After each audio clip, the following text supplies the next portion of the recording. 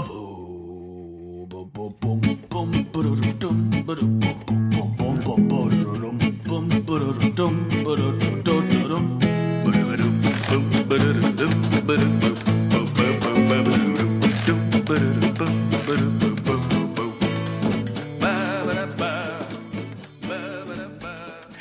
and welcome to another episode of Breaking Mayberry, the show that teaches you history in ways you've never learned before. Through rap! Yeah! We're working on a musical. We're like Lin-Manuel Miranda up in here.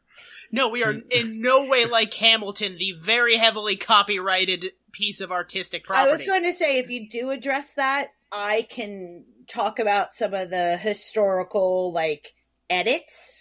Because, I don't have a beef with it, because, it is a beautiful work of art, and as a work of art, it is lovely, but there are a couple historical things that they edit. Yeah. So if you do that, I can kind of address it. Oh, we should do a Hamilton bonus, but you know what? I'm not. You can make me watch all 7 seasons of the Andy Griffith Show. I'm not going to watch Hamilton. I'll watch it on your behalf. King George steals the show. I love that. I love that actor. Eventually, I will be watching Hamilton. It's in time. Hamilton is waiting for me. I am one of your hosts. I'm Marty Schneider.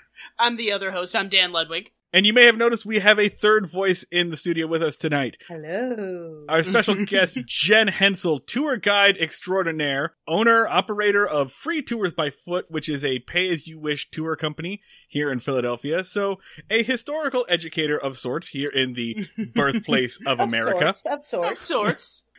Who has also appeared on podcasts like Tour Guide Tell All. Jen, do you want to just introduce yourself? Talk about your tours. Talk about what you've been doing. Well, what are you doing now that you can't? Yeah, get in there because Marty is eating shit at it. There was a honeymoon trip to San Francisco, and 9 months later, no. So as I like to joke, I'm like the history lover tour guide that hated history as a kid.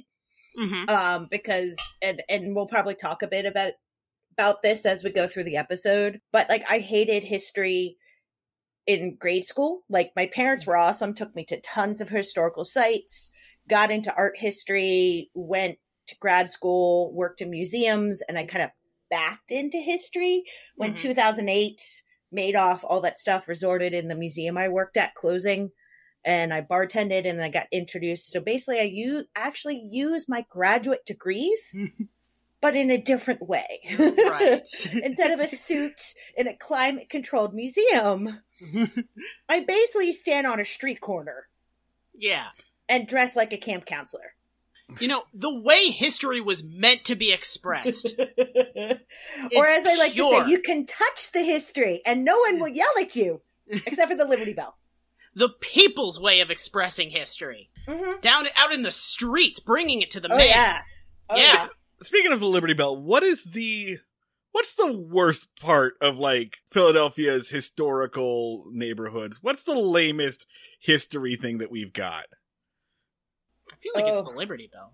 It's got to be the Liberty Bell, right? It's not actually the Liberty Bell because no one really knows the history of the Liberty Bell, and so everyone always asks why did it crack? I'm like, that's not why it's important.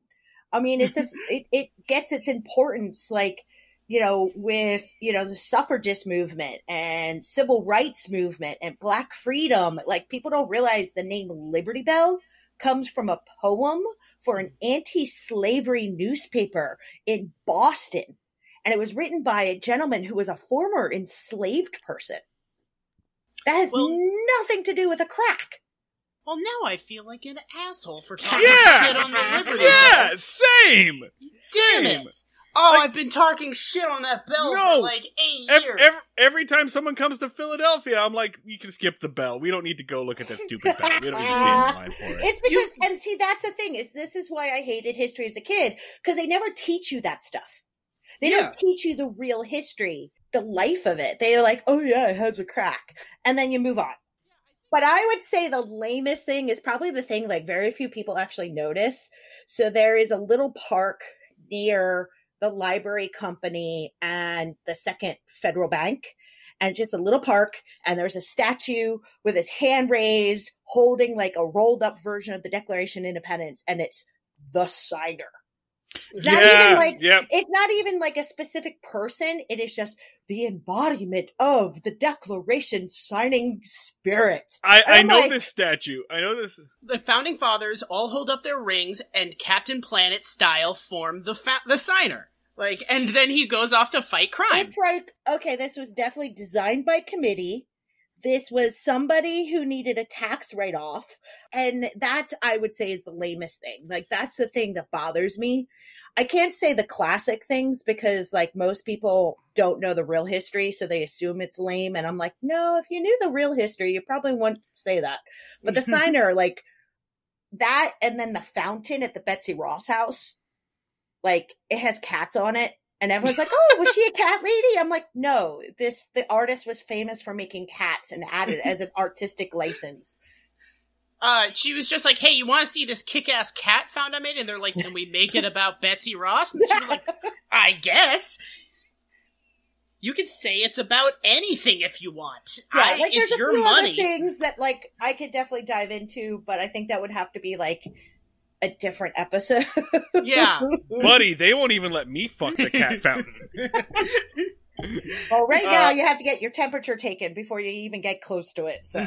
One thing about the signer, though, I will say about that statue, yeah, it's just a generic guy, but he is holding up that rolled up copy of the Declaration as if it's a microphone, and he looks like he's belting out a Freddie Mercury scream. Like, he just looks like he is just rocking out, just Jimmy Page in it, just, he's like doing like a Highlander thing, like, I did it! I signed! I'm the only one! Like, lightning does anyone strikes. know, like, the yarn bomber of Philly, that maybe we should plant that seed and see if the yarn bomber would be willing to bomb that statue and make it look like Freddie Mercury? I thought you were talking about a serial killer. That was like... No, okay, yarn bomber. We it's like should really... but knitting.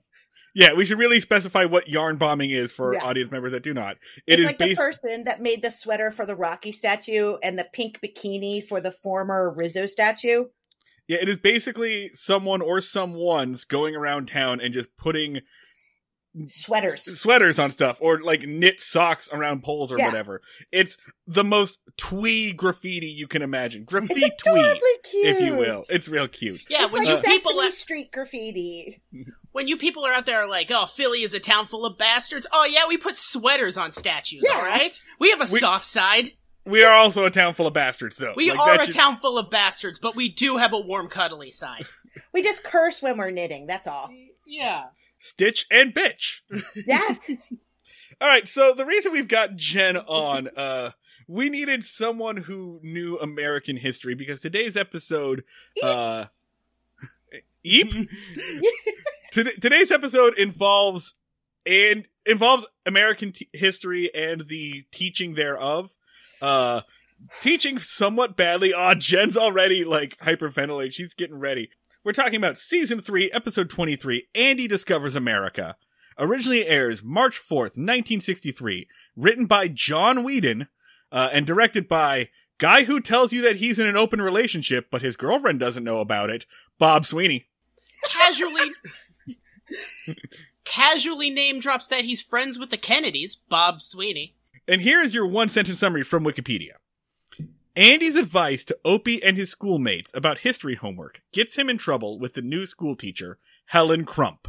So he tells Opie and his friends a story about Paul Revere's ride to resolve the situation. Real quick for our listeners, you all met Helen Crump in our previous episode. We went a little out of order. This is actually the first appearance of Helen Crump on the show, which makes the last episode make even less sense, because Andy and Helen do know each other. They meet each other and have a long conversation in this episode. Yeah. The episode we just did is all about, Andy and Helen are going to get together and start courting and whatnot. And it acts as if they've never met before. Whereas the flirtation starts immediately in this episode. Makes no sense. Anyway, Jenn, you have some thought. How did you overall feel about this episode? Yeah, what did this episode do to your emotions? Well, I have a little bit of a confession. This is the first full episode of Andy Griffith I've ever watched in my life. I've watched snippets and things because I will be frank, I'm more of an action girl. Like, I'd rather watch Bruce Willis, like, climbing out of a building kind of thing. Bob like, Willis. That's kind of who I am. Bob Willis. He's like Sylvester Stallone's brother, but for Bruce Willis. Yeah. Like, if you can't get Bruce Willis, you can get Bob. Which does mean that you're in a bad strait with your movie, because everybody can get Bruce Willis. Yeah, Bruce Willis is not hard. Yeah. I don't know where I was going with Bob, but there you go. It was Sweeney. So, I mean, I understood, like, kind of I know who Andy Griffith is. I understand the show. It's just, like, I never watched, like, a full, complete episode. Every guest we've ever had says that. So Yeah. Cool. I'm glad I'm among others. And where he's first talking and, like, the kid, and he's like, history is hard and it's all about the dates and you don't really need it. I felt like I was the scene from Clue, Mrs. White, flames. Like, I literally was just like, because that, like, hit a couple of triggers for me. Like, first off, I'm tired of hearing people say history is hard.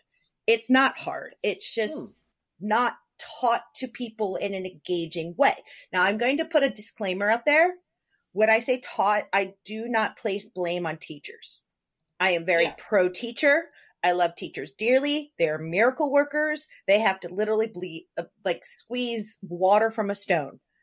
It's often the administration and the curriculum and all these other barriers that prevents them from doing their job. Right. But, like, history is not taught in an engaging way. It fixates on the numbers, the dates, when in some ways, like, that's just a touchstone. That's just a benchmark. So you have context for everything else. And then he's talking about, like, how you don't need it. And I was like,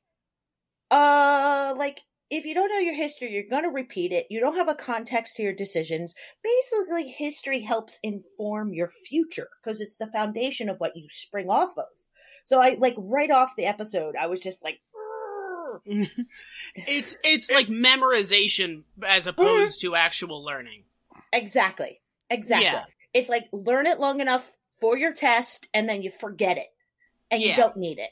I mean, I think that's good enough segue for a good enough intro. Let's talk about what we're actually talking about here. So everyone can feel that emotional connection, and now the audience is like, yeah, let's hear about an Andy Griffith episode. let's take all that heat and fury and talk about Andy's at the house, and there's a small boy eating breakfast sadly. Yeah. Like, it's just like, keep that fucking momentum going. Yeah. So there it is. There's our opener. They're eating breakfast. Opie's just kind of moping and sad. He is mopey Opie. Aunt B is doing the only thing she ever does on the show, which is serve breakfast. Yeah. She's basically just Rosie from the Jetsons at this point. Mm-hmm. Yeah. Andy asks, like, what's up with Opie? Why are you so bummed out? And Opie says, it's old lady Crump.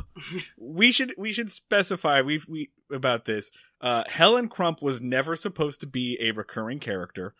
They gave her the most unappealing name a television character could possibly have. It's the worst. Because it was supposed to be just this. It was, and then the woman who plays Helen, Anita Coruscant, shows up. She's okay at her job. She's not particularly anything special. She has probably more chemistry with Andy than any other actress we've seen on here, but that's a low bar to clear. And then they said, okay, I guess we're keeping this woman and her terrible, terrible name. They gave her the name of, like, one of the characters in the Goonies. Like, hey, Crump, come on! Or, like, shitty E.T. ripoff. Well, I have to say I was surprised, because when they were talking about, like, old lady Crump, I was imagining, like, who's that lady from Harry Potter that's, like, really dowdy, a little thicker, and she's the one that's, like, with the plants that scream and the earmuffs. Oh, Professor Sprout? Maybe. Like, that's kind of the picture I was imagining. Like, warm and friendly, but frumpy, like, frizzy hair, like, basically me on a day that I'm staying home. Her name was Professor Sprout. She taught how to grow plants, and her name was Professor Sprout. This is the most famous children's book series of all time.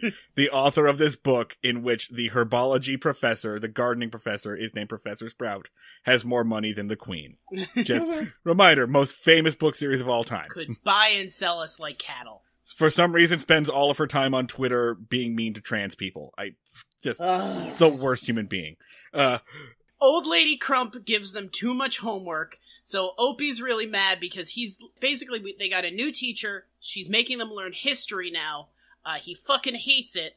And he now has, like, homework for the first time in ever. And what? I'm 8. Have you guys heard about this fucking homework thing? This is some bullshit. Their teacher was, like, wildly asleep at the wheel. Helen Crump actually says that. Helen Crump's complaint is that these children were way behind where they were supposed to be, I guess, by state standards. I don't know if we'd start standardized testing at this point. Maybe just starting it. I don't know. She's like, hey, no one's been teaching these kids, and they're all dumb as shit. Like, I know I'm a hard ass, but, like, your kids are fucking morons. Exhibit A, everything we've seen Opie do this entire series. And it doesn't help any that Opie is surrounded by adults that, like, don't even know their history. So, like, I guess when we get to the next scene, I can interject where, like, Emancipation Proclamation comes up. Let's do that right now. So Andy's kind of muttering to himself. He's wondering if, like, maybe they're too young to start history. There's a dumb line where Aunt Bee's like, maybe they have to start early. There's more history these days. There's a joke it's a good line. There's a joke about Truman taking Manila. Blah, blah, blah. Point is, Andy's skeptical about all this. Enter Barney, who just kind of Kramers his way into and just starts eating whatever, like, pasty oatmeal they're having for breakfast. It's really interesting, Jen, to me that you took Opie's interpretation from it, because Andy never says you don't need history. Andy specifically says, I was not very good at history either. I just want you to do your best and grow up to be a good young man, and that'll be good enough for me. So he doesn't say don't do your homework, and he doesn't say the history's not important. That's what Opie takes from it. Yeah. But he doesn't ever say that. No, he doesn't. But, like, there's a subtext to it. Because he's not emphasizing, he's not saying, like, oh, well, let me help you. Maybe we can do this together. Or, oh, I found it hard too. These are things I found to help me. Like, instead he's doing a cop-out. And a cop-out is basically saying, oh, it's so hard. And so it's sort of a subtext of saying, well, why bother? He's not like, don't learn history, but he basically just says, like, hey, if you fail history, I won't really give a shit. Yeah, like, he doesn't seem to care too much about it. Yeah, so he doesn't, he really just takes an aggressively neutral stance. Barney does the Barney Fife thing where he just tells everyone he's great at everything. And he does his Barney Fife bit where he goes, oh, go ahead, ask me anything. Ask me about whatever. And Andy goes, okay, what's the Emancipation Proclamation? If you've ever seen the show before, you know what's going to happen now. Barney, for about 6 minutes, just fumbles around, getting around saying what the Emancipation Proclamation was. By the way, not a great look to set your show deeply in the South and brag about a character not knowing about the declaration that ended slavery. Correction. This is a common misnomer. The Emancipation Proclamation did not actively end the institution of slavery. It set forward that goal. It set forward the idea of it. And it kind of got this momentum that Union soldiers, as they started fighting to the South, were fighting for freedom. But it does not technically end it. That doesn't come about until later. Yeah, suck it, Marty! You Barney Fife ass dipshit! Fuck you! Trying to get all high and mighty, bringing that weak ass shit in here. I mean, because you have to understand, like, the proclamation was January 1st of 1863. We have a whole war. Got a whole war. You have the 13th Amendment, which they tried to passes the Senate, but, like, the House doesn't have enough votes. So then they bring it back again. It's not till 1865, January 23rd, that it's then actually voted. And Abraham Lincoln never sees it actually ratified. So it's like 2 years later that the institution, and I'm being very clear to say institution of slavery, because there were black codes in the South, far from equality. Like, we're still battling that today. Sorry, soapbox moment, but I have to say it. And like, so even though it set the goal forward and it was this beautiful statement and it's announcing to the world, but it didn't actively stop it. And so a lot of people put those two together. There was about a 2-year difference. And there was a lot of loopholes through which slavery continues today. Marty, you piece of shit, you ignorant motherfucker. I do know that slavery wasn't, like, actively ended until June 19th of 1865, when it was finally read to troops or to slave owners in Texas. Almost 2.5 years later. Yeah. So that's technically, Juneteenth is technically and like the 13th Amendment only ended the institution in the seceding states, which was only 11. The states that had already been captured by the Union or were not succeeding, so like border states, were not included in that. So there were ways around it. And you didn't know this either, Dan, so don't try and beat up on Marty. No! Yeah! I absolutely Suck it, did. Daniel! I absolutely did, but I'm not pretending to know shit. Jen, I appreciate all of that. I love that you're doing this. I need you to pick your battles just a little bit, because if you go into that much level every time we get something wrong, we're gonna be here for hours. Okay. Well, that was a big one. That was a big one. Yeah. I'm sorry. It is. That was a big one for me. It is a big one, and the whole bit here is that Barney doesn't know what it is remotely. Yeah. Barney. The thing I thought they were going to do is like, well, what's the Emancipation Proclamation? Who was Napoleon? When did Rome fall? And I thought they were going to like go through a list, and he wasn't going to know all of them. And they were just like, no, he really doesn't know what the Emancipation Proclamation is. We're going to stick with this. Like, yeah. Such a very weird, It's because it kind of rhymes, and it's kind of funny to hear Don Knotts' voice say a thing that kind of rhymes. This is the Andy Griffith Show in a nutshell. It's just like, we got the one joke. It's gonna go hard. Yeah. But it's like, as you said, like, they were in the South. So that hits very differently with that setting. Yeah. Yeah, it takes on a very uncomfortable vibe. It doesn't start comfortable, but around minute 6 of this joke. Oh, yeah. I think that's when I started cursing at the screen. Yeah. Finally, Opie bounces, and he goes to school. And Andy and Barney kind of sit around talking about, like, old shitty teachers they had. Really pointless. Then we get to the classroom. Surprise, surprise, Helen Crump is hot! It's like a big reveal. Like, old lady Crump is probably really old. She's hot. And Crump really employs a guilt and shame-based methodology to teaching. Like, I am not a fan of her teaching style, just because it's basically like, Opie, stand up. Recite your homework. Oh, you can't do it? Why can't you do it, you little piece of shit? You little turd. Look around at all your classmates. Everyone, boo him. Boo this child. She's doing like Socratic method at Harvard Law with these 8-year-olds. Opie stands up and she's like, what's the year of this thing? And Opie's like, I don't know. And she's like a normal response would be like, all right, well, come see me after class because you're in trouble. And instead she's like, all right, Opie, explain why you're such a little piece of shit that doesn't know that information, you little turd. And just walk us through all the things you did instead of your fucking homework. Yeah, she definitely felt like she had a chip that she was trying to, like, prove something. I mean, I could kind of understand a little bit because she probably, like, this is probably, like, a culmination of frustrations, and she just basically pseudo-lost it. But, like, not with little, like, 8-year-olds. Like, if you're gonna lose it, go to the administration. Or maybe it's a tactic to win authority. Like, if you take out the alpha child, the other ones will fall in line. The alpha child. Literally zero chance that Opie's the alpha child, man. Come on. I'm not an education professional, but that seems like a valid tactic. Like, he's like the Eeyore of the children. Yeah. I mean, even for the rest of this episode, Opie doesn't have much to say other than, yeah, and that's right. He's kind of like hype manning. He's the Flava Flav of his crew.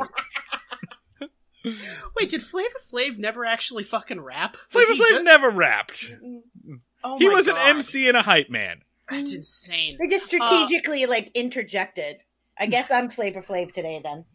That is just recontextualize all of the Flava Flav shit for me. I thought he was a good rapper. So Miss Crump calls out all of the boys in class specifically, because only the boys didn't do their homework. The girls were good students who never say anything, by the way. We pointed this out before. It's been 3 seasons. We've heard a little girl speak once on this show. Yeah.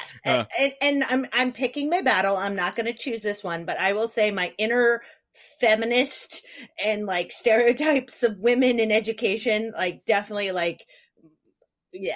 Let's just say like, yeah. Oh no, it's a very like uncomfortable classroom of just like the boys are in their one section being all rowdy and all of the girl characters are so still that they could possibly be dummies that they got. Yeah. And like if they did anything, they'd probably be scolded because it's like, oh, boys will be boys. Girls are of all things nice, sugar and spice. And it's like, yeah. All right, patriarchy. Opie basically says that his dad said history isn't important and he doesn't have to do it. Mm-hmm. Helen's like, okay, you sit down. I'm going to deal with you later. She calls on the boy behind Opie, and that boy's like, I don't know either. Opie didn't have to answer. What's your deal? Screw you. And then the boys, like, in solidarity, almost unionize and strike against their Lord teacher. of the Flies. Yeah, they form a block, and they're like, if we consolidate power, we can make collective demands. Goes horribly, because she just doubles all of their homework, including the boy that was like, well, I did do my homework, but I need to stand with my brethren, and then just gets nuked with double essays. Yeah, that kid's name is Whitey, and Whitey does not cross a picket line. There's something really wrong with that name, Whitey. I'm sorry. You know what? I regretted saying that the instant it came out of my mouth. Yeah, I might delete that. We're gonna clip it. We're clipping that, and I'm gonna use it out of context, and no one will get angry because everyone will be very confused. So Crump does, again, she's not a good teacher, because a child says, my dad says I don't have to do homework. And, like, I feel like a sane reaction would be like, well, this child is probably lying. And Crump is like, I'm gonna fight this fucking parent. Yeah, Helen's just like, let me take this at face value. Yeah. I am sure that this 8-year-old did not misunderstand or lie. Kids lie all the time, for no reason. This 8-year-old says he's supposed to have chocolate for lunch every day, and I'm going to go yell at his dad for inappropriate nutrition. Kids are technically psychopaths because like they don't have that part of their brain developed yet. So like kids just don't have the part of their brain to be like, well, lying about this is technically bad because they just don't know yet. They haven't grown. No. So like she should know. If she's teaching kids, she should know like, all right. Yeah, really? The next scene is that in the jail, all of the boys rush into the jail, and they're like, and they scream at Andy like, "We said what you said, and we're not gonna do homework." And Andy doesn't make a real effort to correct any of them. He's like, "Now hold on, now," and then they run away. Yeah, basically. He doesn't even, like, tell them to stop. He's just like, well, I guess this doesn't seem to be my problem anymore, so back to literally whatever the fuck I was doing. Miss Crump runs in, and just goes off on Andy in a way that lets me know, like, this woman should not be a teacher. Like, hey, we don't know what's going on behind the scenes. They infer that, like, she's new. They infer that maybe this is her first teaching job ever, but kids are gonna not do homework, and parents are gonna be shitty. Like, that's just part of the job. You can't just go to a parent's place of work and yell at them because you're mad at their kid. That's not a thing you can do. Although I feel like that would probably be a fantasy of a lot of teachers. Oh yeah, that's true. Because they have enough parents come to their place of work and scream at them. That's true. So they probably would fantasize about that. So Miss Crump comes in and yells at Andy, and they do the Andy Griffith Show thing where nobody talks to each other. They talk at and around each other. Like, this could have been solved by Andy saying, "No, I didn't say that." Yeah. He never says that. He tries to. He's like, well, yeah, but... And then she yells at him, and he's like, well, I did say that, but also... And they was like, well, I do think, but... And, like... he doesn't, like, to be fair to him, he does not get a fucking word in edgewise. No, and they portray her as this total shrew. Yeah. Like, they're just making her this screaming, like, angry shrew of a woman instead of being, like an actual three-dimensional character. Yeah, like, they definitely lean hard into that 1950s concept of hysterical. Ugh. Like, yeah, they're like, well, we can have an episode where I talk about the history of the word hysterical for you. We could watch that movie Hysteria where Guy Pearce fingers a bunch of women. Which is kind of appropriate, because the word hysteria does come from I think it's Latin or Greek for uterus. I mean, what are you guys doing after this? If you've never seen the movie, that's my recommendation. Hysteria is about the invention of the vibrator and its historical place, basically treating women for the condition of hysteria. Is it Guy Pearce? I'm pretty sure it's about Guy Pearce. Anyway, I think it's Guy Pearce or one of the actors that look like that. Like there's the whole there's Guy Pearce, Ethan Hawke. And sometimes Jude Law gets mixed in there too, depending on the role, because he has like they make his makeup or hair. But we could do that one episode. I don't think I've seen the full movie yet. It was Hugh Dancy. Wow, you were way off. Oh. I know, I am much less interested. I wanted to watch Guy Pearce finger people. I don't even know who the hell Hugh Dancy is. Who the fuck is Hugh Dancy? I don't care. He's British Guy Pearce. Okay, I thought he's Guy Pearce was fellow British. Pearce. Australian. Well, now I'm... If you want to really appreciate Guy Pearce, watch Priscilla, Queen of the Desert. Oh, he's great. Yeah, just watch that. Because watch that, and then every other movie by Guy Pearce takes on a completely different connotation. Like, is he like super creepy in it, or? No, I'm not gonna spoil it, but just trust me. Like, you need to see Priscilla, Queen of the Desert. Guy Pearce is great in Memento. Guy Pearce is great in L.A. Confidential. I didn't really like him in Iron Man. I think he was a little too smarmy. I think that was more of a case of he was directed incorrectly. Yeah, they didn't really give him a lot to do. Iron Man 3 is my favorite Iron Man because it's the Marvel movie for people that hate Marvel movies. Yeah. And also, like, even though it's a weird adaptation of the book, man, he rules in Count of Monte Cristo. Yeah. This episode dedicated to Guy Pearce. No, he didn't die or anything. He just rules. Yeah. All right. So moving on. Guy Pearce, our called shot for like our peak guest. We're gonna get him. We're gonna get Guy Pearce on this show. Work our way up the ladder. He ain't doing anything right now. So Helen yells at Andy. We're not gonna get him that way.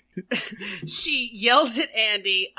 He's kind of like befuddled. Andy does like offer one objection where he's like, well, maybe I thought they was a little beyond their years. And that's when Helen drops like, you got a bunch of dumbass kids in this town. Your teacher was like drunk or something. And so none of them know any fucking history. So I'm trying to get them up to speed and I'm kind of rushing them. So I'm giving them most homework. Sorry for trying to make your kids not morons. And then kind of storms out. Which I do actually respect the candor of that. Mm-hmm. Of not being like, well, there's a little bit of an education gap, and... Yeah, she kind of grew on me with that, because I think that was a very Philly way of saying it. Yeah. You got fucking moron dipshit kids. You know what? We'll see more of Helen throughout this, but if, like, she's the one big city, like, Philadelphian loud person in this entire town of Mayberryans, she's gonna be my favorite character. If she just walks around the town roasting everything, I'll be very happy. And what makes me think that might be the case is that the posters on the ultra-reliable Mayberry Wiki hate her. Yeah. So we're gonna love her.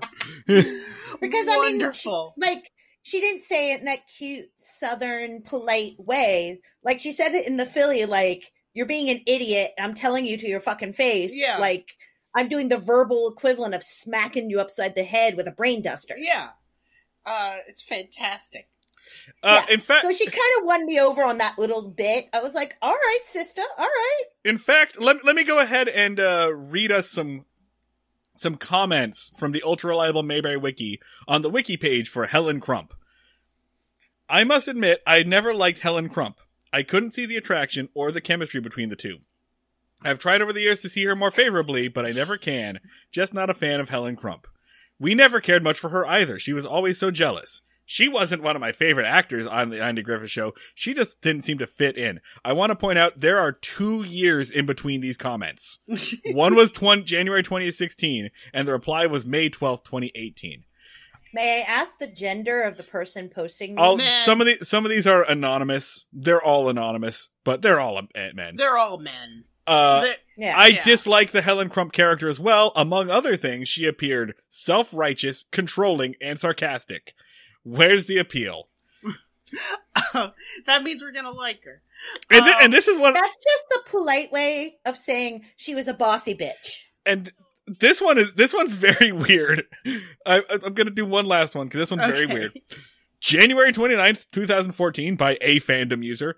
I must admit, I hated Helen Crump's laugh. A host of potential girlfriends were introduced in the series as love interests for Andy. Note that several were the county nurse. I liked the episodes where Joanna Moore, Tatum O'Neal's biological mother, played a girlfriend of Andy Taylor. Google this actress sometime. She led a tragic life, lost custody of Tatum and her son at one time due to drug and alcohol problems and subsequent DUIs. The tragic figure had to don a wig and pop in dentures when she made numerous appearances on many popular series from the 60s and 70s. ... That ... goes nowhere. It was so much fun to watch Jen's facial expressions during that. Just the look of... One, I feel like there's a couple layers to that, which I'm assuming like part of that was reacting with horror to the contents of that long rambling nightmare text, that Ted Bundy ass letter. But also, I feel like there was a layer of horror of, oh my god, these people do this. Like, Marty is currently reading one of these to me. Dude, did you go off your meds because you totally lost your own plot? They're all like this. Plot. They're all like this. Like, wow. All right. I mean, it's one thing to go off on a tangent and then come back. Yeah. But, like, that was not a tangent. That was like, you lost your map, your compass, and your GPS all at once, and you're just drunkenly wandering into the woods. Started writing another person's Wikipedia page. Like, yeah. In the middle of your comment. I want to get back to the show. There's a commercial break, and we basically come back to jail, and I don't understand how much time has passed since the last scene. I feel like at least 24 hours have passed. It feels like it was the next day, because the boys rush in, and it's like the next afternoon, because they're talking about what happened at school that day, which means at least 24 hours have passed. Andy went home at some point, and I guess made zero attempt to be like, hey, Opie, let me correct what I said earlier. Like, well, we are talking 1950s here, and so I don't really think men were that present in parenting. So he probably wouldn't have even thought of trying to help. That would not have been his sphere. My only counter argument to that is that, like, most of this show is about Andy parenting Opie. Most of this show is about Andy getting involved in Opie's life. For better or worse. But so not doing Andy it. Getting involved versus parenting. Consistently half-assing it. So I do stand by Jen's interpretation. Andy, knowing full well that he did wrong, makes no attempt in the following 24 hours to change this. Anyway, that's the next afternoon. The boys rush in, and they're like, hell yeah! You showed her! You ran her out of town! And Andy goes, I have no idea what you're talking about. One of the boys got sent to the principal's office, and while he was at the principal's office, he heard some of the other teachers gossiping, saying that Helen Crump might quit. Andy looks at Barney, and Barney's horrified, and Andy goes, oh, what do I do now? And then the next 10 minutes of this are a good old-fashioned Andy Griffith monologue. And this is why we brought you on, Jen. But so I have a few battles here. We'll get into that. By the way, this entire episode is in the public domain. The copyright expired on it. I could just play this entire episode right now in the podcast if I wanted to. I won't, because you would all turn it off. But if our listeners upset us, we will. Like, do not fucking cross us. I think that's like cruel and unusual punishment, and there's kind of laws against that. They need to be kept in line. Give us a rating and review, or it'll happen.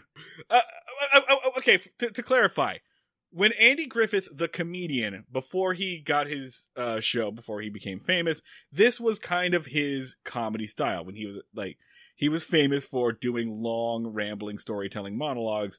We've seen him do it on the show. He's done his bits where he's like, I'm going to tell the story of Romeo and Juliet, but I'm going to do it in a Southern style. And we haven't seen him do this for a while. He hasn't done it all season. So they just give him, like, the entire second act to do this. And I don't have an issue with that. Yeah. Like, I'm a big fan of, like, Spalding Gray, which whole thing is about rambling storytelling. Mm-hmm. And, like, I will say I do kind of like a little bit of redneck humor. Like, oh, yeah. So, like, I wasn't, but it was just, like, the history part of me was going, wrong, no, red X. So it was like, yeah, Jen, do you want to take us through it? Like, okay, no. I think before I dive in, you should kind of maybe outline his little monologue of like what he touches on. I'll do that because then I'm going to dive in the deep end. So Andy starts off by saying, I guess you kids don't need to learn any more history anymore. You'll never hear about all those guns and cannons and redcoats and Indians and stuff. And the boys get intrigued. They go, what guns and cannons and Indians and redcoats and stuff? And Andy says, they had a real nifty gun in those days, a gun that could fire a shot heard clear around the world, which, if I remember my Schoolhouse Rock correctly, refers to the Battle of Concord, which is the opening shot that begins the American Revolutionary War. Lexington and Concord today, but specifically Concord. Mm-hmm. And they make it sound like America invented a mega gun. Like the the super powerful like the fucking Joker's gun in Batman. And of course we fetishize the violence of our history. Yeah. You know, it's like, these little boys are getting excited over guns and violence, you know. So they get really excited about this, and Andy goes into a monologue where he tells somewhat the story of Paul Revere. He basically explains that America used to be part of the British, must be part of England. We weren't getting along, so they were going to send redcoats over to whoop us. His interpretation of how the country was formed was a bunch of guys got together, then they said, well, how do we start a country? I don't know, I guess we just do it. Like, you'd think, because he's like, I'm going to pitch history to these young boys through violence. And but then his strategy is like, I'm going to describe this horse really in depth. Like, I'm going to describe a horse as like a jet engine, and the boys are like, yeah, horse! It's really funny because he doesn't after he says, we're going to talk about this gun and this big old gunshot, he doesn't talk about guns or violence really ever at all through the rest of this. Yeah. He only uses it as a teaser to get their attention. Mm-hmm. The description is mostly horse. Well, one time, a long time ago, this country was a part of England, and we wasn't getting along with them too good. In fact, we was thinking about breaking away and starting our own country. But the king over there in England, he says, you do that, and I'm going to send my redcoats. They was British soldiers, and he's going to send them over here to whoop us. Of all the nerve. Yeah. He says, you better think about that thing. Well, so your great-great-great-great-great-great-granddaddies all got together, to think about it. And they argued about it back and forth a while. And finally, one of them says, let's do it. Let's start our own country. Somebody says, how you do that? Says, I don't know. Says, I reckon you just start. Says, what do we call it? Says, let's call it the United States of America. That was a good name. Yeah. Okay. Whew. So where should I dive in? Okay. I can just go grab another drink. Yeah. He's gonna go the fuck off. Did anybody want Chinese? I could order us a pizza. I feel like oh wow, where should I start? Let me go with the Paul Revere one, because I feel like that will kind of like ease me in. Okay. All right. For reference, what Andy says is that Paul Revere, I'll just play the clip here. I'll put the clip here. Now, about that time, up in Boston, Massachusetts, there's a fella living up there named Paul Revere. And he's a pretty good old fella. Just as poor as Job's turkey, but he's a pretty good old fella. And he owned a real good old horse named Nellie. Now, Paul, he was wandering around the streets up there one night, and he come up on a friend of his. And he says, howdy, what's new? His friend says, what's new? Says, the British is coming. That's what's new. What's the matter with thee? And Paul says, you're kidding. He says, it's a fact. Says, I just heard it from an Indian. And you know them Indians, they keep their ears to the ground. And Paul says, do the folks know about this? Fella says, I just heard about it myself. And Paul says, well, what we gonna do? And fella says, I'm getting out of town. And Paul says, well, we got to spread the word. He says, you spread it. I'm getting out of town. Well, Paul, he didn't know what to do, but he knowed he had to do something. Now it happened. It happened that they had planned, if the British was ever to come over here, that they'd put a light up in this high church steeple. And Paul went down there to look. And sure enough, there was the light, burning brighter than day. Well, Paul, he jumped on his old horse and he lit out. He didn't know where he was going, but he knew he had to go somewhere. Oh, I wish you could have seen it. That old horse with his ears laid back and his nostrils wide open, sucking in wind like a jet engine, feet pounding on them cobblestones, striking off sparks. Paul holding on for dear life and hollering at the top of his lungs. He says, the British is coming, the British is coming. Get you a gun, we gonna have us a revolution. I have the Paul Revere Longfellow poem up too. I might read a bit later. So yeah, let's dive in on that one because I think that's like the most obviously wrong. The other things are oversimplifications, but yeah, let's go with that one. Andy says that Paul Revere, he doesn't ever do the like one if by land, two if by sea thing. He just says that Paul Revere heard from a friend who heard from some Indians that the British were coming. A little mild racism there. And that Paul Revere says, well, I got to go tell people. And he looks at a church, sees a lantern, runs through screaming, the British is coming, British is coming. Grab your gun. We gonna have us a revolution. Yeah.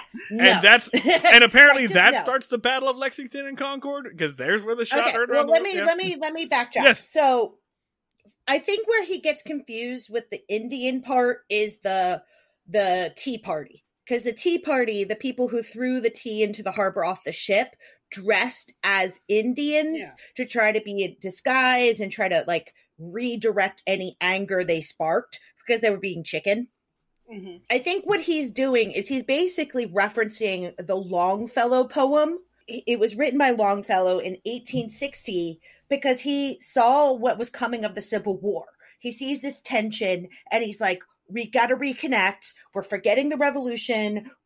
We're losing the plot. Like, let's try to prevent a war. So Longfellow writes this poem in 1860 to try to like invent a history to try and like bring us together and prevent a civil war.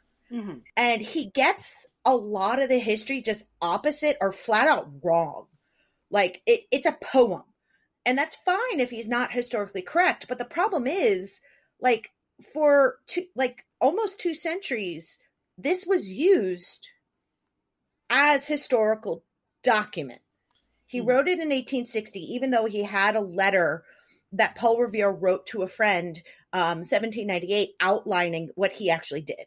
First off, there was no Indians. It was actually a doctor in Boston who told Paul Revere, hey, the regulars are coming. The troops are coming. Paul Revere then tells his friend in the Old North Church to light the lanterns. So it wasn't like Paul Revere was waiting to see it.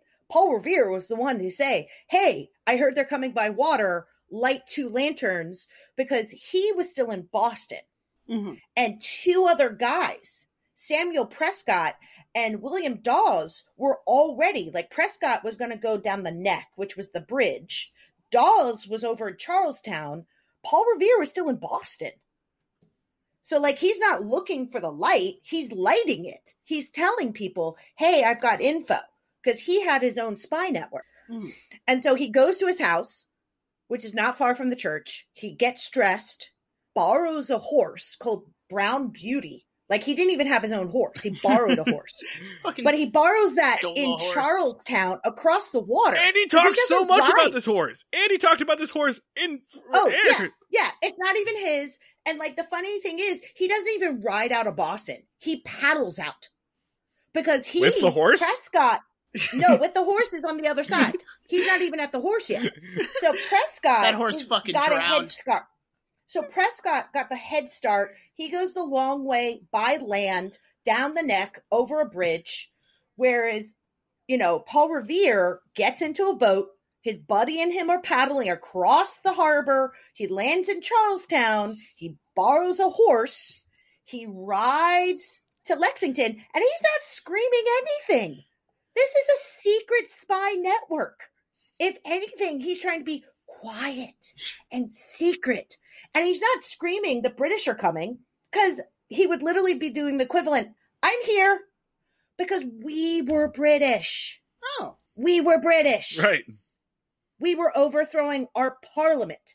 So what he would have said is he was riding to meet with John Hancock and John Adams and such to warn them, because the regulars were coming to arrest them, and they were also coming to steal the munitions and ammunitions that they had stockpiled in Concord and Lexington. And so he rides, he goes to John Hancock's house, and he's trying to tell the guard there, like, the regulars are coming.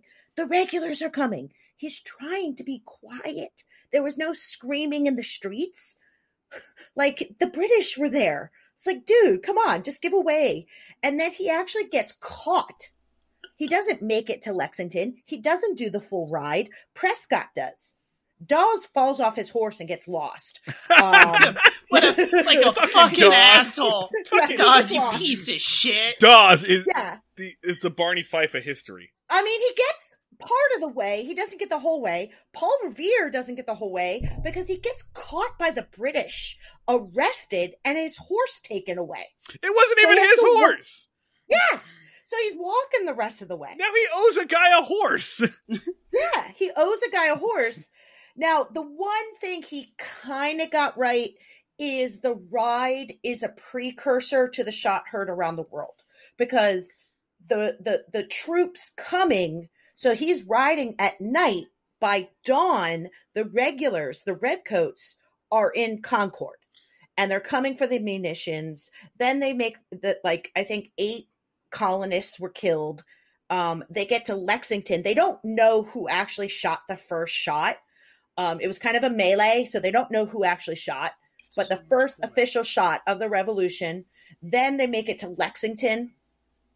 And so these are literally considered the first 2 battles of the American Revolution. So it's officially started.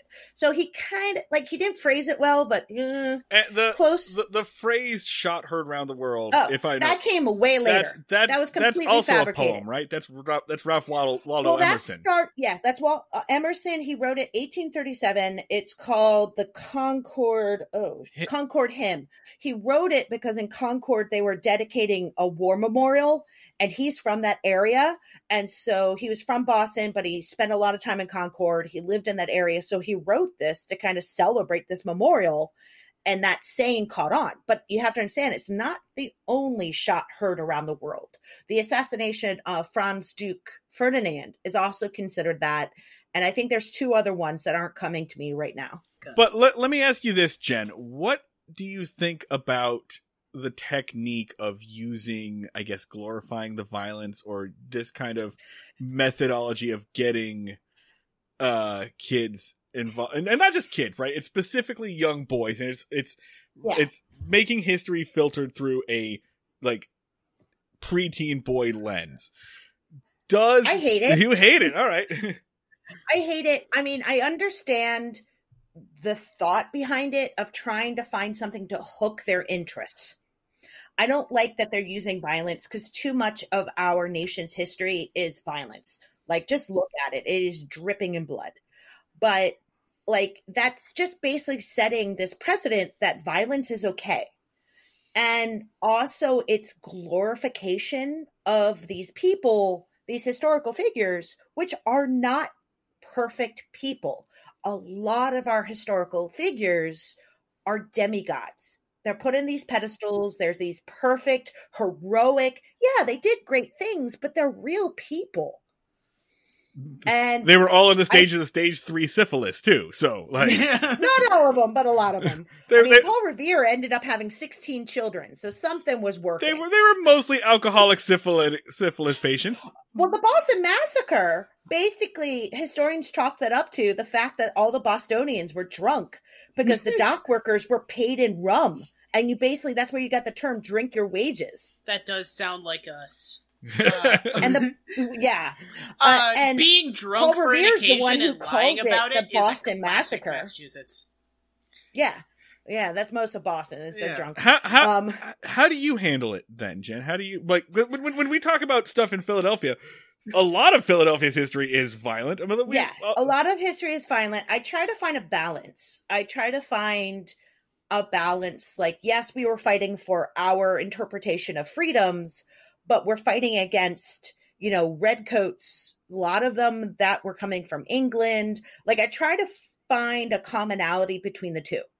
And yes, I lean heavily, like, we were the right guys because we were, like, good. But I try not to paint them as perfect people.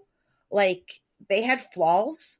And I think knowing their flaws is okay. Because if anything, it's inspiring. Because it's like, wow, you had trouble getting out of bed. You have trouble, getting motivated. And you did these things, maybe I can too. Whereas if there's some perfect person, you're just like, why should I bother?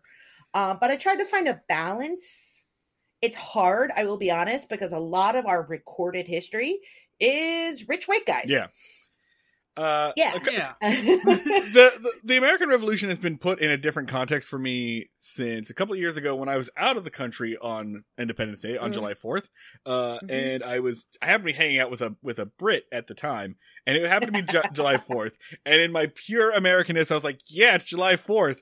It's the anniversary of when we decided we weren't going to deal with you guys anymore. We kicked you guys out. And he said, "Oh, do you mean the anniversary of when we decided to pay attention to India instead and decided you were too much of a bother?" Yeah. And I thought about it and I said, yes, I mean that. But also, you guys fucked up in India. So yeah. I wouldn't use that as a proud of point. that. That's not And I also joke about the fact that July 4th is the wrong day. Yeah. It should be July 2nd. And also, no one signed on July 4th. I know like this the whole July 4th story is a fictional story created in 1837 by a magazine editor named George Lepard. Oh, and I know this one. John Adams hated this. Oh, yeah. John Adams had a big thing about how it should be the second, and he listed out basically how we should celebrate, and he got it mostly right. It's just the day was wrong. And he writes a letter to Abigail. Yeah. And he's outlining it, and her answer back is like, great, that's for half the nation. What about the rest of the population? And he goes to his grave pissed off about this. And of course, Thomas Jefferson is happy about it because it made John Adams mad. But the funny thing is they end up both dying on July 4th. And John Adams' last words were Thomas Jefferson lives. Or do I have that backwards?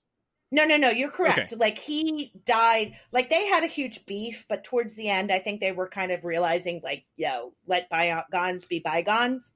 And John Adams dies thinking at least Thomas Jefferson is living. Sadly, though, Thomas Jefferson dies a few hours before him. I mean, on one hand, it's kind of nice to, like, in your dying breath, make peace with your enemy, but also his wife must have been pissed. Like, oh, cool, I don't get a fucking mention?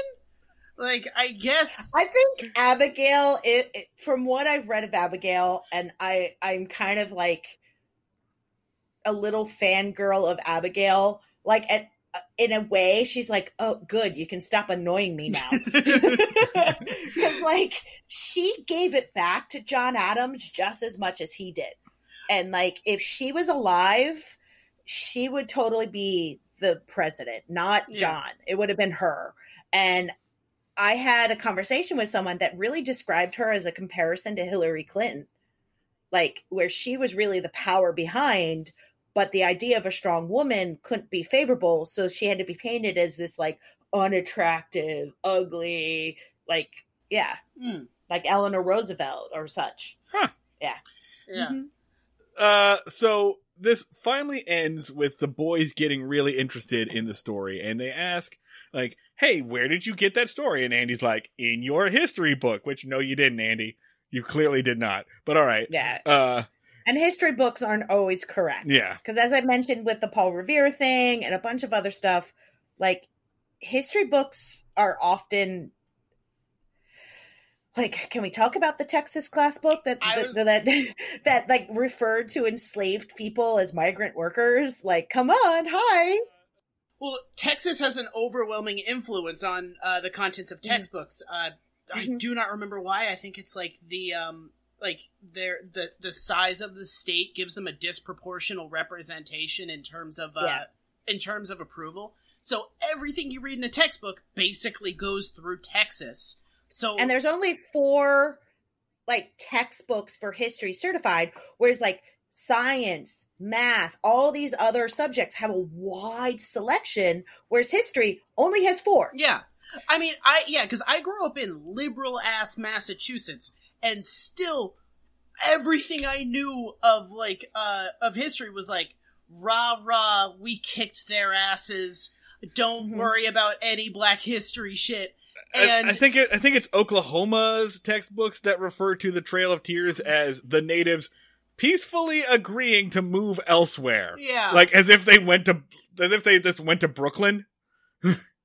Just insert my face a combination of shock and just rage.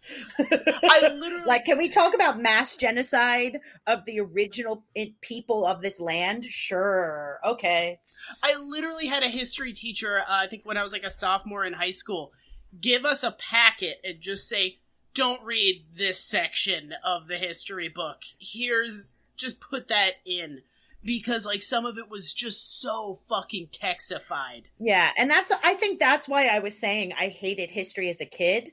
It wasn't really until my high school European AP history and a teacher, Doc Brown, that really put history in a different perspective. Oh, well, of course. He took you back to the future. Yes, yeah. Doc Brown. He had red hair, not white hair. He had red hair. He had the shock of red hair. It's easy to get into history when you get there in a DeLorean. I disagree. Well, he had white hair. No, my Doc Brown white hair. Had red hair, and I have to totally. He gave me my favorite saying in life. So he writes across the board. It's an old Yiddish saying, but he wrote it in English. Man plans and God laughs. And that is my personal motto. It's my favorite thing. But he writes that, and he says, this is your number one thought. Because today we're going to talk about Napoleon's failed invasion of Russia.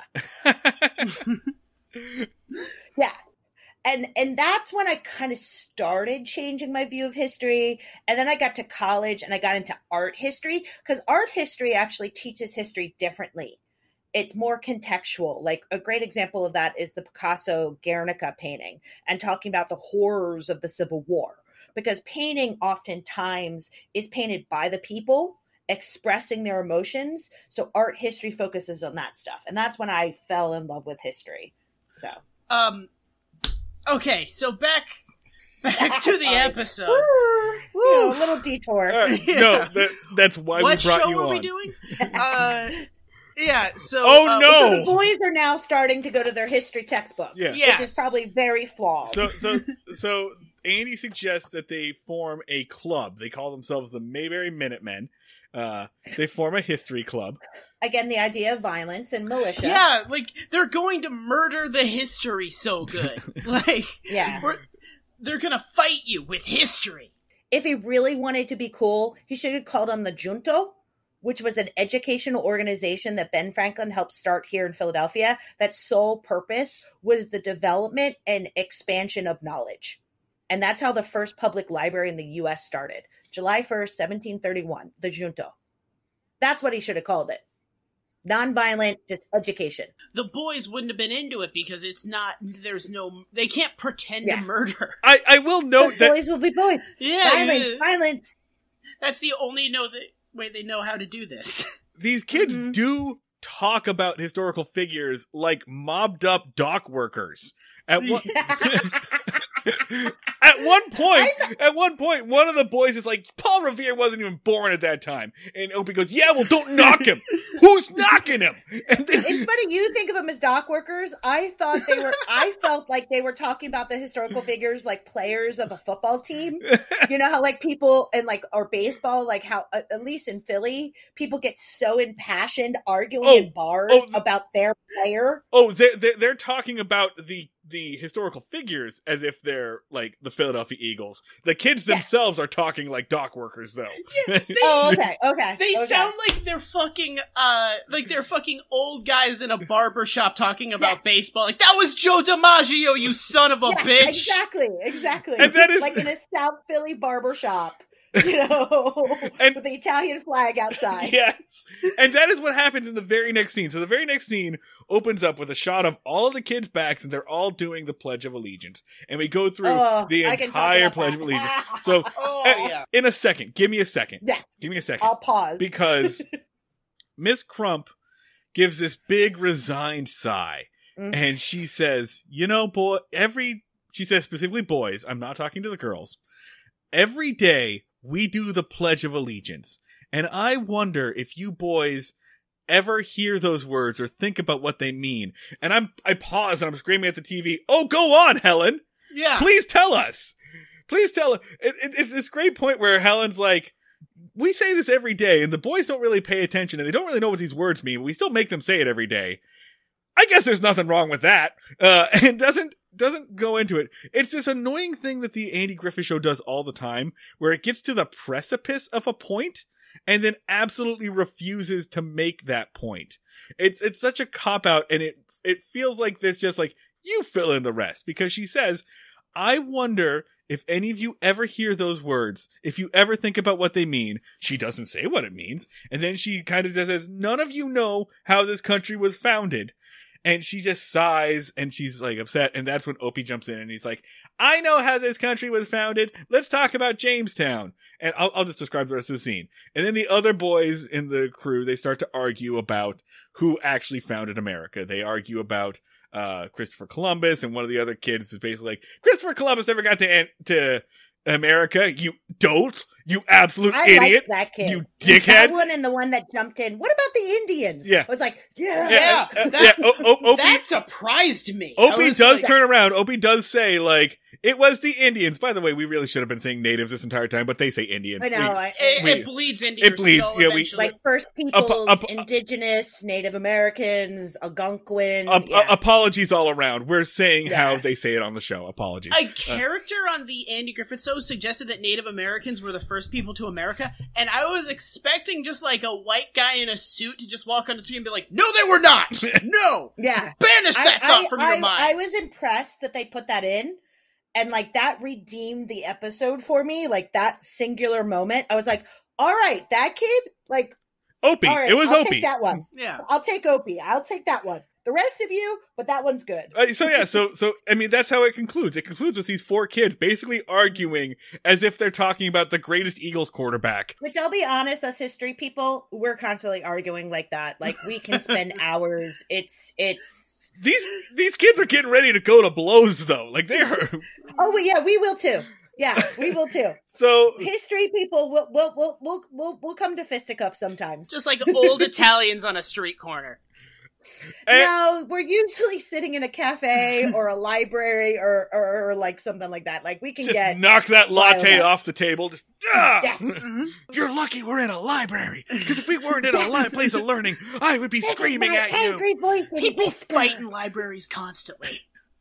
That's the best part of going to libraries, is seeing someone kick the shit out of somebody else. But no, we could get really like people who are really into history. We can definitely rumble in interpretation and discussion and value, like, because that's the beauty of like history now. It's going through a very much a turning point where a lot of people are starting to look like, there's the Howard Zinn, people's history and things like that. And that's really stirring the pot. And there's this generational, like the Andy Griffiths of the world that are like, no, this is what I was taught. And then there's like the rest of us are like, well, actually. Congratulations, Jen. You understand our podcast. You understand why we do this. Well, I could definitely dive in on the Pledge of Allegiance and a little bit on the Jamestown. Let's do it. Let's dive in a little bit on the Pledge of Allegiance on this. Because, like, this is very much the, like, patriotic moment of this. By the way. Before I dive in, I want to ask you guys a question. Okay. Yeah. When do you think the Pledge of Allegiance started? I know that we didn't start. I know we didn't add under God into the pledge until. No. Like, whole we'll thing talk is- about that. We'll talk about that. But when do you think, like, the first Pledge of Allegiance? World War The One. idea. Wasn't it like the 60s? Like, it was a direct response to the rise of communism? No. That's the under God part. I want Mm-hmm. to. The pledge. I'm gonna guess World War One. Maybe. Actually, 1892, Oh, wow, I was way off. and it was written by a socialist. Go on. Wow, I was way off. Go on. Mm-hmm. It was a socialist minister named Francis Bellamy, and he wrote it in 1892. Now, the original pledge, I pledge allegiance to my flag and the republic for which it stands, one nation, indivisible, with liberty and justice for all. Now, Marty, you were kind of close, because after World War I, in 1923, is when they added the United States part, Okay. the flag of the United States, because before it was republic. Okay. And kind of, Dan, you were touching on, and Marty, you were too. So with the rise of communism in 1954, President Eisenhower is the one who added under God. And this is kind of a controversy because this is also around the time that our national motto, "In God We Trust," was changed. Because it wasn't that. It was "E pluribus unum," of many one. Mm-hmm. Because a lot of our founding fathers were what was called deists. So it was like the socially acceptable atheists, where they believed God created the universe and then went away, and everything else was up to humans. Speaking of Eisenhower, according to the ultra reliable Mayberry Wiki, this was Eisenhower's favorite episode of the Andy Griffith Show. Good, fuck him. I can see that, actually. I can see that. I can see that. Well, Eisenhower can go to hell. 'Cause I did not care for it. He's definitely there. Yeah. For a number of reasons. Yeah, and so this Pledge of Allegiance, it's interesting how we kind of adapt, because I'm a mummer, and so my mummers club, before we have meetings, we will pay respect to the flag. Please explain what a mummer is to our non-Philadelphia audience. Mummers, for non-Philadelphians, is actually one of the oldest folk traditions of the United States. It has roots back to the Swedish in the late 1630s. And it used to be like adult trick-or-treating, where people would dress in costume, go door to door. It's similar to, like, if you go over to Europe, it's like the Krampus and like winter festivals where they would ward off evil. Then in Philly, that merged with some Irish traditions, and it's basically a bunch of people in sequins and feathers, a little bit like Mardi Gras on New Year's Day, just parading down the street like I was a 19-foot wide peacock. And like most Philadelphia traditions, it's a beautiful, wonderful, fun thing that is completely overshadowed in the public opinion by the 10% that are just use it as it used to be racist as fuck.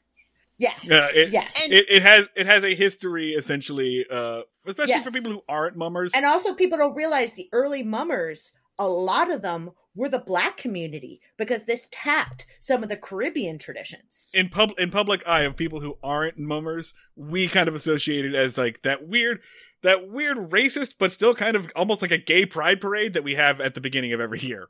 Actually, I can do a whole episode of mummers, because there used to be a category of female impersonators, and they were basically would win at how passable they were as women. Like, not like drag. They're not being exaggerated. Like, they're trying to pass as real women. And it was like one of the biggest categories.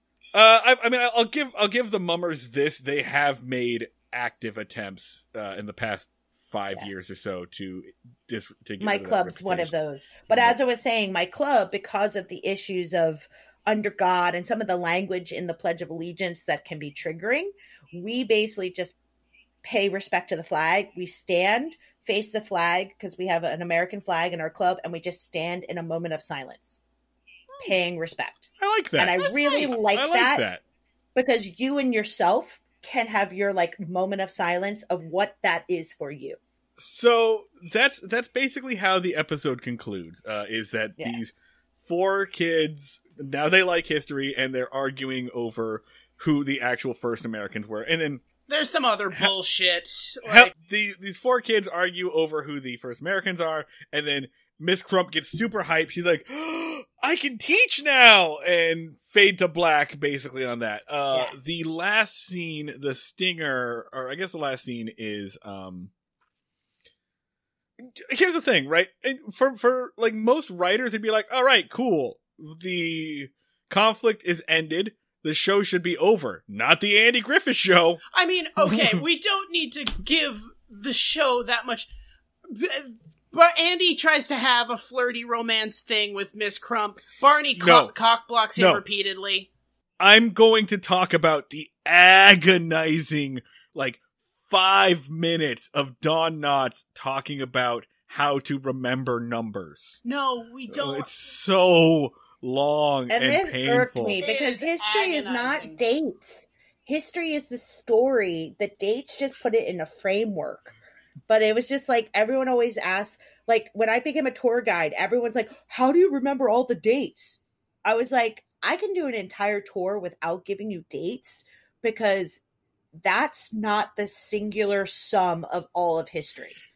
Dan is trying so desperately to drag us through this slog of an ending, and I will not let him. I suffered through this. Ratings. We all suffered through this, and everyone else has to too. It was just Don Knotts yelling numbers. It's just Don Knotts tells you numbers. It's... For 6 minutes! It's like a fucking Sesame Street thing. It's just Don Knotts says the number 1. Or a bad bingo. He just explains numbers to you. A bad bingo without letters. Yeah. It's you know the number 1? It's 1. You know the number 7? It's also a number. I mean, it would have been redeemable if you put the Sesame Street count in there floating through the screen. Yeah. That's it. Let's just do this. All right, Dan. Let's escape this. Let's escape this. I just refuse to do the last scene with you because it's Andy Griffith. They do some Andy Griffith after this. And I have nothing to really comment on this. Yeah, so, it sucks. I picked enough battles. People are probably shut up. So, all right. So our rating system, Jen, we do every episode on an XY axis. We have the Andy meter. Okay. The Andy meter is how much did we actually enjoy this? How much were we entertained by this? As a half hour of television, how much did we enjoy this? And the Barney meter or the FIFO meter is how much damage did this episode do to people? How much did this fuck up Americans for a little bit? I like your facial expressions. I'm going to start with Andy meter. This episode isn't very good. I will say, though, I like when Andy monologues on a thing. I like watching him do the Southern. That's what he was good at. And this episode is mostly that. But that's really the only, I would say, entertaining part of this. So, for me, this is a 4. I'm gonna put it at a 2. 4 out of what? Oh, out of 10. Out of 10. Oh, okay. I'm gonna put it a 2 just because, I had to watch this again to do notes for it. And I put it off until, a half hour before we recorded. I was I guess I'll just watch it. I'll just get around to watch it tomorrow. I'm gonna watch it tomorrow. And I did that for a fucking week. It's just such a fucking slog. I hate Andy Griffith tells you history. I hate Andy Griffith tells you most things, but this one was particularly painful. Jen, before you give us your number rating, let me ask you, are you likely to ever watch another episode of the Andy Griffith Show ever again based on this? Your face says no. Yeah, probably no, unless there's a specific episode where they address something really particular to my interest. Don't do it. Enjoy your freedom. Yeah. I'm definitely more of a Mr. Rogers kind of person. Yeah. Run and frolic out in the world of not having to watch this show. Yeah, no. Send us fucking postcards. All right, so Andy meter, Jen.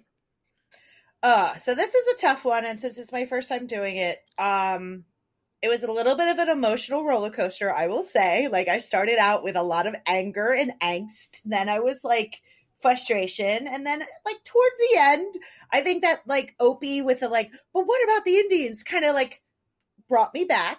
So I would probably also go with you with a 4 or a 5 in the middle range. Okay. Because the end where like they were showing the kids engaged in education and learning, like at least it ended on a redeemable point. I think if it had a different ending, I probably would have been like negative 5,000. Okay. So that's a good segue for the Barney meter, which is like, how much damage did this do to like baby boomer psyche? And I'm going to make a controversial stance here, and I'm going to put it at a 5. And the reason I'm going to put it at a 5 is that it doesn't introduce any new concepts. Yeah. No. It just kind of reinforces the ones that are already present in America at that time. So I can't really say that it's like a 10. Like they would have gotten this idea from history, from any other source. So I'm going to put Barney meter at a 5 for me. Yeah, I think that's like, it just kind of continued the horrible trend that that America has of like turning its history into like G.I. Joe, like of just turning it into like Saturday morning cartoons. Like it just does a very good job of it. So yeah, 5 feels Yeah. Yeah, I think I would agree too, because as Marty said, like it doesn't introduce anything new. It's just reaffirming what already was the behavior and the habit of our nation at that time. I also highly doubt anyone read into the episode as deeply as we did. So that's every I think episode. Most people, it just kind of like skimmed over their heads. So I would probably go with a 5 as kind of being like benign. Yeah, I feel that way too. Maybe I should feel like I should give it a bonus point for being Eisenhower's favorite, but like, fuck us. So there we go. That is our episode for today. We've been on this for a bit, but I hope that this was probably the most educational episode of Breaking Mayberry. I think basically hands down. 100%. I think I definitely did like 90% of the talking, and I think because I was different than you, Dan, because I literally watched the episode like seconds after I was asked to do this. I was very surprised. And then as I was watching it, I had like notes, like fluid consciousness notes that I was taking. And then I pulled out notes that I had of historical events to refresh. So I did like, I was being the girl from the episode where, of course, I did my homework. Yeah, you earned the right to talk the that most. Did your homework. I want it known that I told Jen over the past week, no fewer than 3 times, you don't have to do this. Yeah. This took me a grand total of 15 minutes, historical, like skimming my notes, and this was during the episode. So I put a total of 45 minutes into this. Because for our guests, like, the only thing you're expected is to know more than Dan and I, and that bar is so low because we are so dumb. Well, the part of the problem is we're touching on history, like Boston. Like I do tours in Boston, but like I don't do them every day. And like the Civil War, because like Philly wasn't really involved in it, I was like, oh, let me brush up on that. And then you have like, Virginia. So I was like, I feel a little self-conscious. Let me just double check. So that's a good segue for what do you do every day and in this stuff. So before I say where to find us, Jen, where can people find you and your cool stuff on the internet? What do you want to promote and plug? I am a tour guide through Free Tours by Foot. They can go to our website. They can request a private tour, or they can book through our website one of our pay-as-you-wish tours. They're walking tours predominantly. Right now, we are running kind of modified with the pandemic, but we do history tours, ghost tours. I'm also starting a series of recording audio tours, and I'm teaching myself video production to make some like video episodes of historical sites we cover on tours, and then also sites that we don't get to go to on tour that are just like the Hermit's Cave in Fairmount Park, like it's just too far removed to include on a walking tour. So I'm mostly just go to our website, and then like you can search Free Tours by Foot. Instagram, I will say I'm not super active because I've been a little obsessed with TikTok. So I'm Loudmouth Lady, and it's generally just pictures of my personal travels and cute animals. Where's that TikTok? Where do they find that TikTok that you're obsessed Oh, with? I'm not on TikTok. I'm a total TikTok stalker. Okay. But if you go to Instagram, that's what you're going to see. So you're probably best just go to Free Tours by Foot. And since I'm the regional manager, all emails come to me.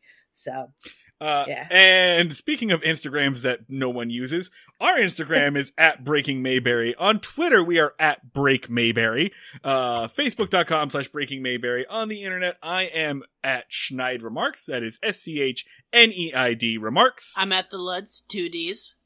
And thank you again, Jen, for hanging out with us and educating us in ways that our elementary teachers never did.